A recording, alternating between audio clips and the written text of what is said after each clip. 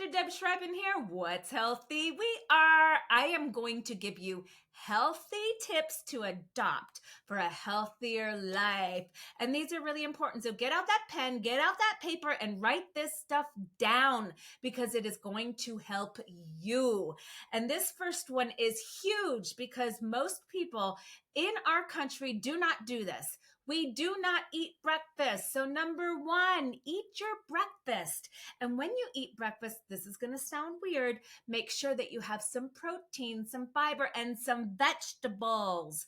Veggies are actually really important.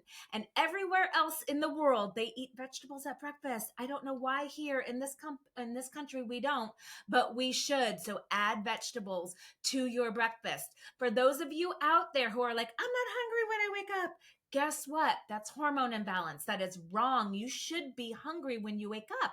Think about going an entire day, 7 hours, 6 hours, 8 hours without eating. Would you be hungry? Well, you should be hungry. And if you're not hungry, that is also a hormone imbalance. And we can talk about that another day. The next thing you should do is make sure that you include protein and vegetables in every meal, not just lunch and dinner. Breakfast. I just said that. So remember, breakfast is important. You should eat it and add veggies. Have it and have protein every single meal. It gives your body the power, the energy that it needs to run on so that you can get up in the morning, have good energy all day, and quiet down when it's time to get ready to go to sleep at night. Follow social media platforms that have health involved in it. But one of the things I really want to warn you about is that not everything is created equal and not everybody has all the right information. So be really, really good at picking that out. And if you need help, let me know. I'm happy to help you. The people that I follow, the podcasts that I watch, the Facebook stuff that I do, it works really, really pretty good. The other thing is practice mindfulness. This is something that people don't do. Listen to your body. Be present. Be here. Your body will tell you everything that you need to know. You just have to listen and pay attention. Try meal planning. Meal planning, meal prep. This is number 5, by the way. I haven't been counting down for you, so hopefully you've been writing it down, but do meal prep.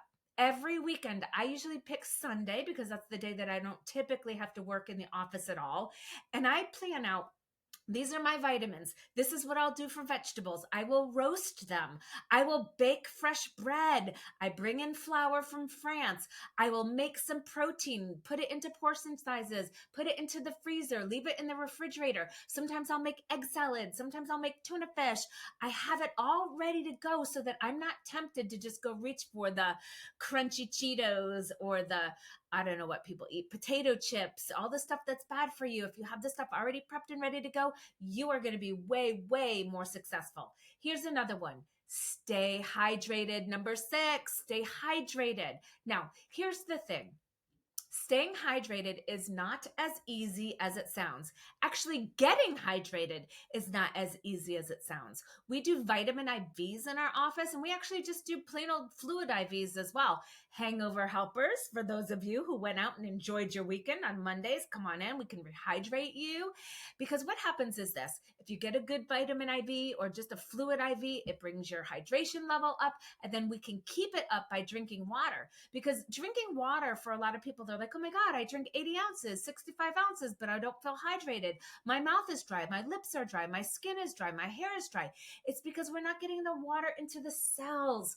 I actually have an awesome product that I made and formulated called Hydrate. I have it in 2 amazing flavors, and it helps to get the water that you're drinking into the cells so it can be absorbed and used. So stay hydrated, especially in the summer. And with all of these flus that are going around, COVID, nausea, vomiting, diarrhea, all the different ways people are losing their fluids, you got to make sure that you stay hydrated. The other thing is maybe you can find a healthy eating partner, someone could be your spouse, could be a best friend, someone just to bounce ideas off of. Say, hey, I found this recipe. How can we make it healthier? I found this. How can we make it healthier? I do this all the time with my patients right here in my office so that we can help them say, oh, I love pizza. Well, this is a really good recipe. Let's make it so it's healthy for you. Oh, I love this. Let's make it healthy for you. So find a partner, talk about recipes, talk about the things that each other does, and you will be so surprised at how amazing food can taste when it's healthy. Switch up your shopping list. Don't buy the same things all the time. Here's the thing. We have this thing called a microbiome in our stomach. I call it our fish tank. We want to have lots of different fish in there so it can eat all the bad stuff. Same thing in our belly. We want to have lots of good bacteria in there so it can fight off the bad bacteria. So I'm going to put this really simply so you understand, and it's not as simple as this, but if you eat 5 food, you have 5 bacteria in that stomach. If you eat 100 foods, you're going to have 100 bacteria in your stomach. What do you want fighting for you? 5 people or 100 people? Well, I want 100 people on my team protecting me and fighting for me. So go out, shop for different things, pick out different things. And you know what? You might actually find out that there are other things that you really, really like and they're healthy. So that's pretty awesome. The other thing is this: don't get discouraged. You cannot be perfect. Nobody is perfect. You got to stop beating yourself up. You got to give yourself some grace. If you cheat, guess what? Cheat, but don't go, oh, well, I cheated at breakfast or I cheated at lunch, so I'm going to cheat at dinner and then I'm going to cheat tomorrow and then the next day.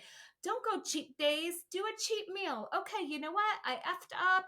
I'm going to go ahead and I'm going to do better at my next meal, and give yourself that grace and give yourself that ability to make mistakes, because we are human and we all make mistakes. So I hope these tips have really helped you. This is the stuff that I do every week, every day, so that I can live healthier, be healthier, and then, of course, happier. So I hope all of this helped. Until next time, wishing you loads and loads of love and light and health and happiness. Bye-bye.